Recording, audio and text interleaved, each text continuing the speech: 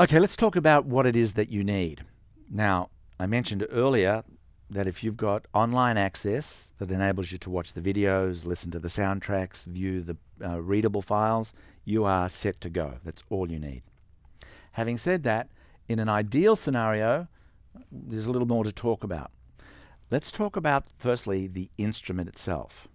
You're going to need access to a piano or a keyboard. So the piano, a full-sized keyboard, is 88 keys. That's the size of almost all pianos. And it's certainly the size of full-sized electronic keyboards, 88 keys.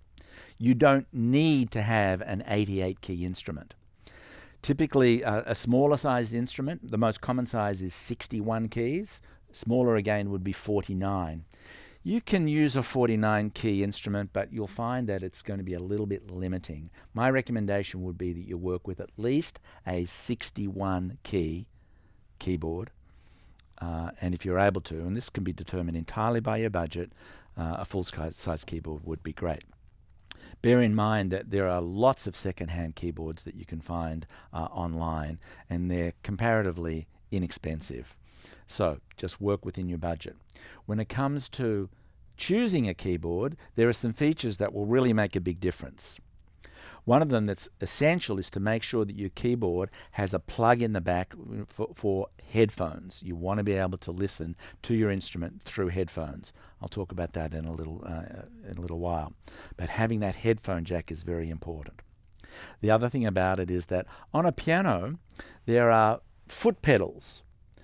The pedal on the right on a piano is called the sustain pedal. When you hold that down, it makes the notes linger in the air longer. Having a sustain pedal will really help you as well. And most quality keyboards will have a provision in the back for you to be able to plug in a sustain pedal.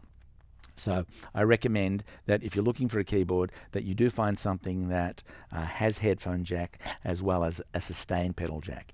If that's the case, if your keyboard doesn't come with a sustain pedal, you'll need to buy one, and likewise they can be bought very, very inexpensively.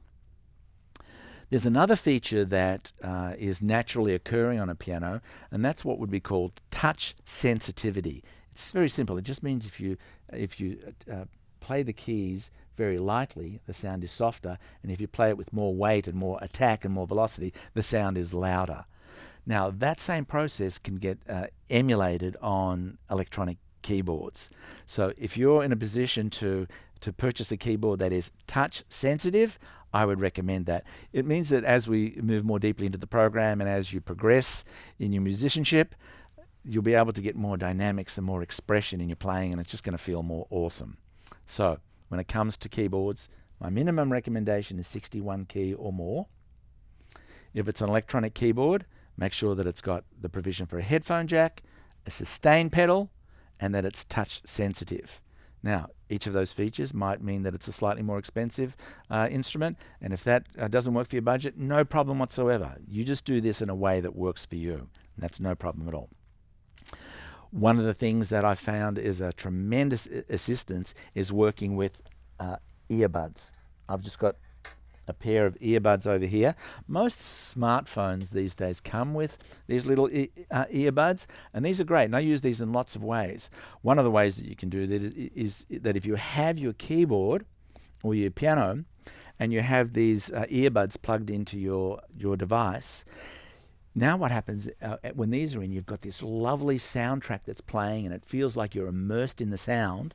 You'll still be able to hear your keyboard or your piano as you're playing, but with the music in your ears, it's going to give you that fantastic feeling of being more a part of the music itself. So having these buds, that's a really good thing.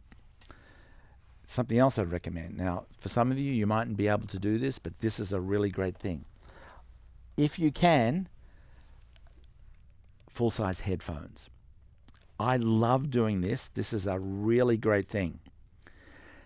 If you've got a keyboard, take your headphones, plug your headphones into your keyboard. This is a really long cord on this one. Plug this into your instrument. So your keyboard's going to be played through here. Your soundtrack is going to be played through your earbuds. So I've got the earbuds in And what I'm going to do is I'm going to take my headphones and I'm going to go right over the top of the earbuds. So I've got two sets of sound coming into my ears. I've got the sound from the instrument and the sound from the soundtrack. Boy, does it make it feel like alive, and it really gives you that feeling of being a musician, a part of the orchestra, a part of the ensemble, a part of the band. I love that experience, and you can do that in complete privacy. So it's a really great thing to do. So if you're in a position not only to use your earbuds, but also have a larger set of headphones, I really recommend you do that. It's a fantastic experience. So pretty much that's everything that I'd recommend that you need for the optimal learning experience. I feel like I'm just fishing or something, winding in the cord on those headphones. So with that in mind, all we need to do now is just talk about some of the basics of the instrument itself, and then we're going to dive right into developing your musicianship and getting you playing great sounding music immediately.